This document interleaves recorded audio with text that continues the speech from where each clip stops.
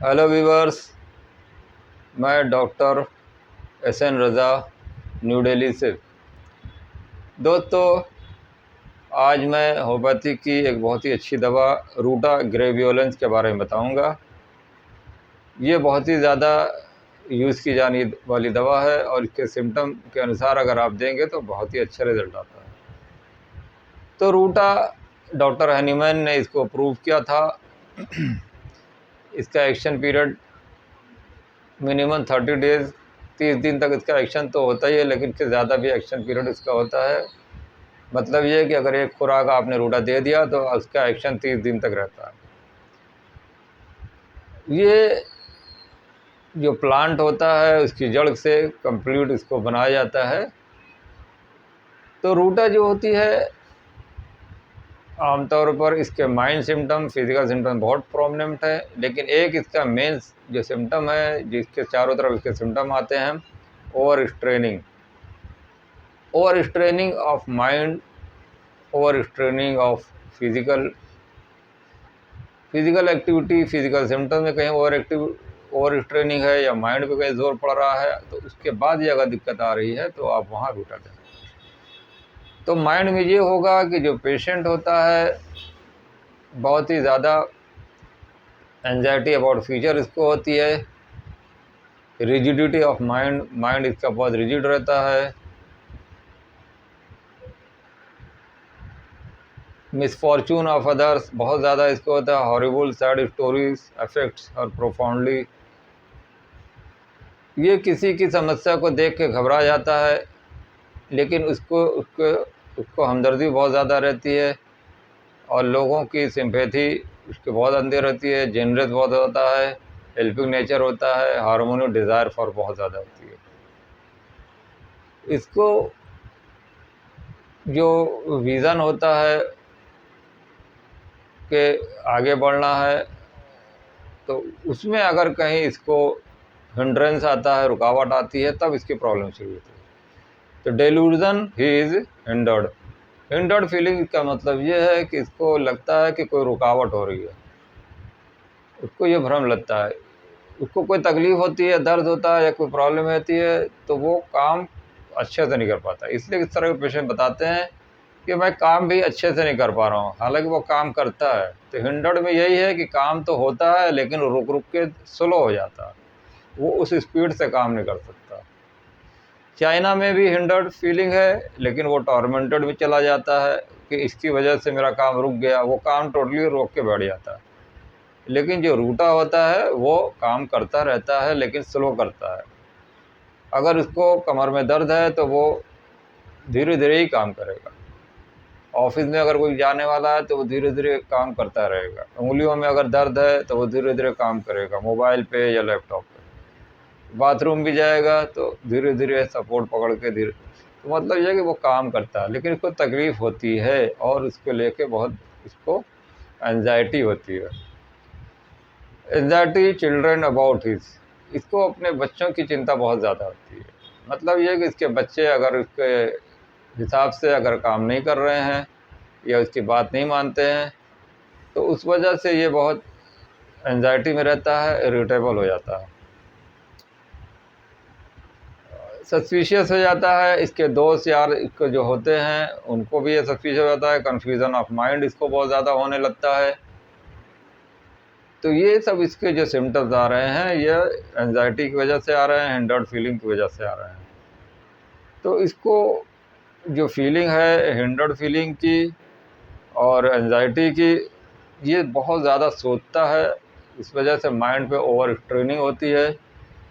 तो anxiety about his future इसको बहुत ज़्यादा होने लगती है, एंजाइटी अबाउट हिज डिजीज़, बीमारी को लेकर एंजाइटी, चिल्ड्रन अबाउट हिज। इसके अलावा ये जो होता है इसको जो कन्फ्यूज़न ऑफ माइंड होता है, जब ये दिक्कत ज़्यादा बढ़ती है इसको, तो फिर ये भी कहता है कि मुझे कमज़ोरी आ रही है, पहले जैसी शक्ति से मैं काम नहीं कर पा रहा हूँ, मेरा दिमाग काम नहीं करता है, मैं कंफ्यूज होने लगा हूँ, किसी का नाम मुझे अच्छे से याद नहीं हो पाता है कि इसका ये नाम है कि वो नाम है। या उस स्ट्रीट में, इस गली में इधर से जाना है उधर, ये कन्फ्यूज़न ऑफ माइंड हो जाता है। लेकिन इसको जो क्यों होता है, इसलिए होता है कि इसने जो विज़न देखा था, जो इसके ड्रीम्स हैं वो फुलफ़िल नहीं हो पाते, उसके बाद इसको जो है एलिमेंट फ्रॉम डिसअपॉइंटमेंट होने लगती है, तो उसके बाद इसको जो दिक्कत आती है।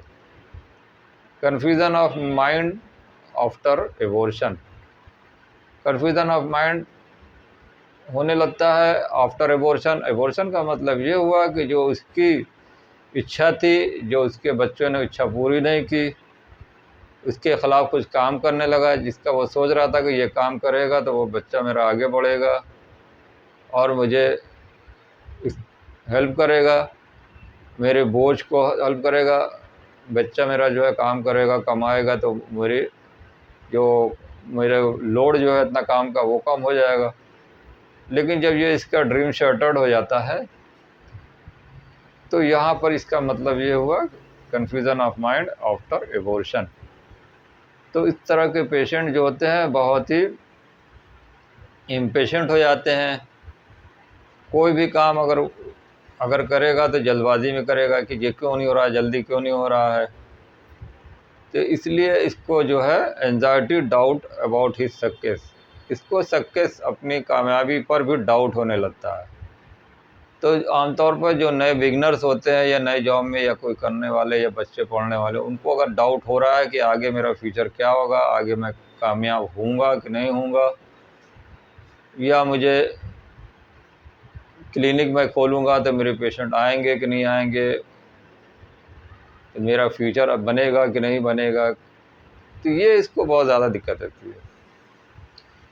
तो ये इसको अगर ये डाउट हो रहा है, इसकी लेकर एंजाइटी इसको हो रही है, तो इसमें ये रूटा बेहतरीन काम कर रही है। इस वजह से इसको जो है डायबिटीज़ की भी शिकायत हो सकती है, बैक पेन भी हो सकता है, और स्ट्रेनिंग की वजह से आइज़ पे इसका बहुत असर पड़ता है।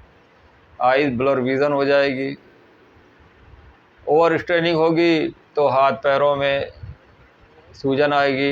एंकल जॉइंट पे ये बेहतरीन काम करती है, knee joint, ankle joint, elbow joint, अगर स्ट्रेनिंग हो जाती है तो वहाँ पे बेहतरीन काम करती है। तो ये जो है ओवर स्ट्रेनिंग माइंड की हो रही है, उस वजह से रहा। तो ये दोस्तों माइंड सिम्टम था, ये थीम थी, इसको आप अच्छे से समझें। अब मैं फिजिकल सिम्टम के बारे में बताता हूँ कि इसका जो रूटा का पेशेंट होगा वो फिजिकली, उसको जो सबसे बड़ा सिम्टम आँख के ऊपर आता है। इसके आई सिम्टम बहुत प्रोमिनेंट है।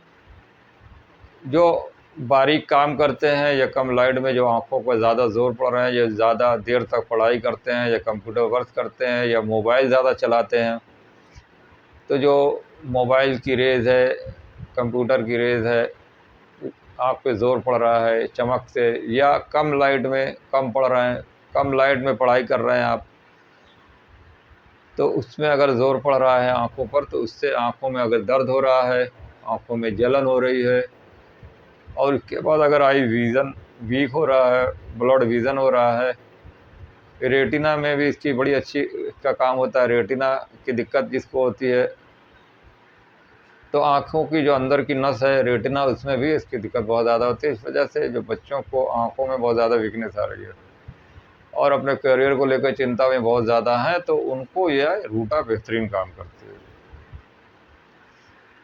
इसका जो है पेट पे भी बहुत अच्छा एक्शन होता है। पेट पर कॉन्स्टिपेशन अगर बहुत ज़्यादा है, पुराना पेशेंट को स्टूल जो होता है बहुत ड्राई होता है, स्टूल जो होता है वो रेक्टम में पड़ा रहता है, एनस से बाहर नहीं आता। अगर वो आता भी है तो आधा बाहर आता है, पूरा नहीं आ पाता, प्रेशर खुल के नहीं बनता एनस में। ऐसा लगता है कि एनस के जो पावर है वो ख़त्म हो गया, वो एक्सपेल नहीं कर पा रहा है। तो इस तरह का अगर कॉन्स्टिपेशन है तो वहाँ पर रूटा दें। इसी तरह इसके यूरिनरी ब्लैडर पर भी बहुत अच्छा एक्शन होता है। अगर यूरिन करने के बाद ऐसा लगता है कि अभी भी यूरिन लगा हुआ है, डिज़ायर हो रहा है, पेशेंट जो है काफ़ी देर तक बाथरूम में यूरिन कर लेता है, इसके बाद भी इसको ऐसा लगता है कि पेशाब अभी हुआ नहीं या अभी हो ही जा रहा है, तो ये रात में भी उठता है बार बार, इसको लगता है कि पेशाब लगा हुआ है, बार बार इसको, मतलब ये है कि ये यूरिन करने के बाद भी इसका डिज़ायर ख़त्म नहीं होता, इसको ऐसा लगता है कि पेशाब अभी भी होगा।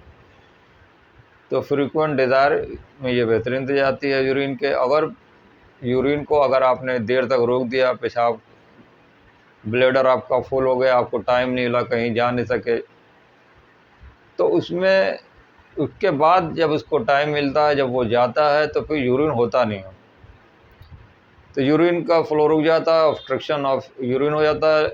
अगर होता भी है तो बहुत ही पुअर फ्लो होता है, धीरे धीरे फिर यूरिन होता है।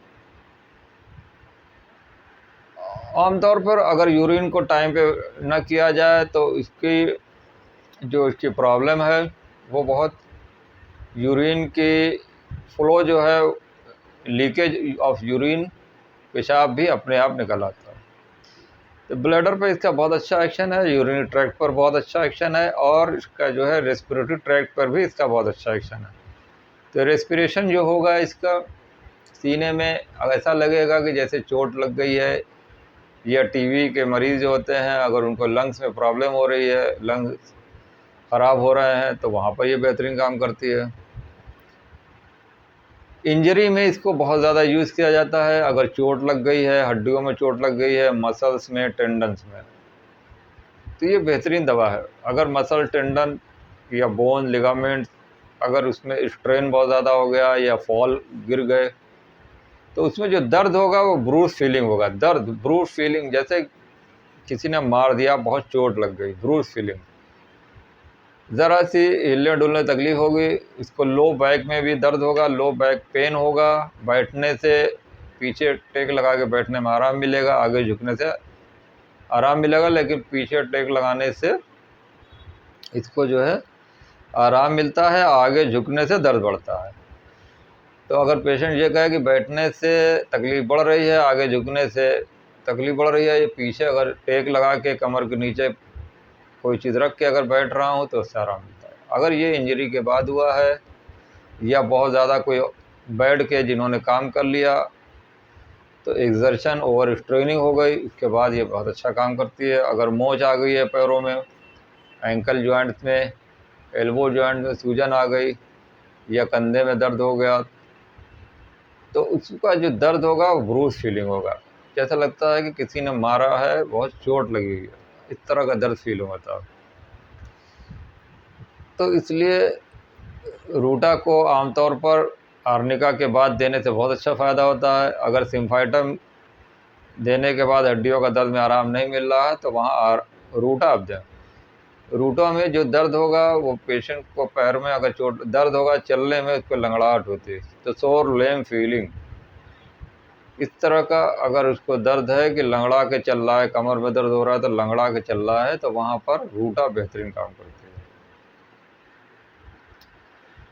है। स्किन डिजीज़ में भी ये बहुत अच्छा काम करती है। अगर मस्से बहुत ज़्यादा हैं, मस्से आमतौर पर हाथों में, पाम में अगर इस तरफ हैं, तो उसमें बेहतरीन रूटा काम करती है। अगर मस्से बड़े बड़े या पाम में हो गए हैं, और जो मस्से होते हैं वो चिकने कलर के होते हैं, स्मूथ, गोल गोल चिकने दाने की तरह अगर हैं मस्से, और वो हथेलियों में है, पाम में है, या पैर के सोल में है, तो वहाँ पर ये रूटा अच्छा काम करती है।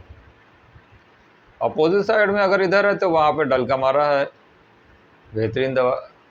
इसी तरह चेहरे पे अगर आपके मस्से हो रहे हैं, दाढ़ी बनाने में दिक्कत हो रही है, आपको डर लगता है कि कट ना जाए, इंजरी ना, फियर ऑफ इंजरी इसमें बहुत ज़्यादा है, तो वहाँ पर भी ये बेहतरीन काम करती है। अगर चेहरे में, दाढ़ी के अंदर अगर आपको बनाने में दिक्कत हो रही है, वहाँ पे डर है कि कट जाएगा, खून आ जाएगा, इस तरह का सिम्टम है, तो वहाँ पर भी रूटा बेहतरीन काम करती है।